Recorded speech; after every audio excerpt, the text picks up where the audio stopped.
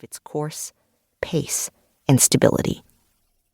Conceptualizing identities in transition is important because it allows us to consider how people can hold inconsistent, albeit more dispersed meanings as to who they are, and while this may be a temporary state for many, it may be a permanent state for some. The chapter on future research has been completely rewritten to highlight important theoretical issues that have emerged, new research that is developed, and theoretical and substantive work that still needs to be done. Theoretically, for example, we call for an analysis of identities as an embedded phenomenon given the different layers of social reality. Identities not only originate within individuals at the micro level, but they are also played out in roles and groups at the meso level, and they are embedded in large-scale institutions and structural divisions at the macro level, as expressed in the categorical identities of one's gender or racial/ethnic division. Future research needs to study identities as lodged within, influenced by, and influencing the broader social structure and culture. We also call for more research on non-normative, counter-normative, and stigmatized identities. While we discuss research that is developing on these types of identities, at issue is whether identity processes and outcomes that apply to normative identities extend to identities that are not normative. Further, we maintain that the more that we can understand the changing nature of identities that are in the national conversation, such as one's racial/ethnic identity or gender identity, the more we will see the relevance of identity research for understanding the ever-changing nature of society. Riverside, California, April 2022. 1.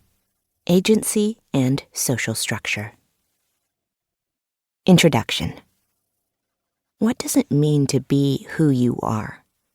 An identity is the set of meanings that define individuals as occupants of roles in society, members of groups or social categories, or unique persons with characteristics that identify them. For example, individuals have meanings that they apply to themselves when they are a student, such as studious, tennis player, such as driven, or parent, such as supportive. These are roles they occupy. When they are a member of a church, book club, or neighborhood watch group, these are groups. When they classify themselves as Latinx or Black, Democrat or Republican, and Catholic or Jewish, these are social categories. Or when they claim they are outgoing, controlling, or moral persons. These are characteristics which identify themselves as unique persons. People possess multiple identities because they occupy multiple roles, are members of multiple groups and social categories, and claim multiple personal characteristics. Yet, the meanings of these identities are shared with and understood by members of society.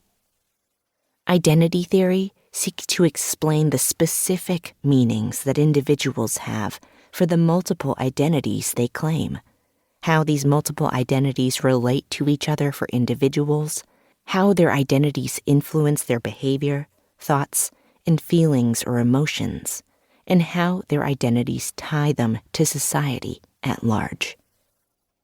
Identities characterize individuals according to their many positions in society, and it is important to note as we move through the chapters in this book that both the individual and society are linked in the concept of identity.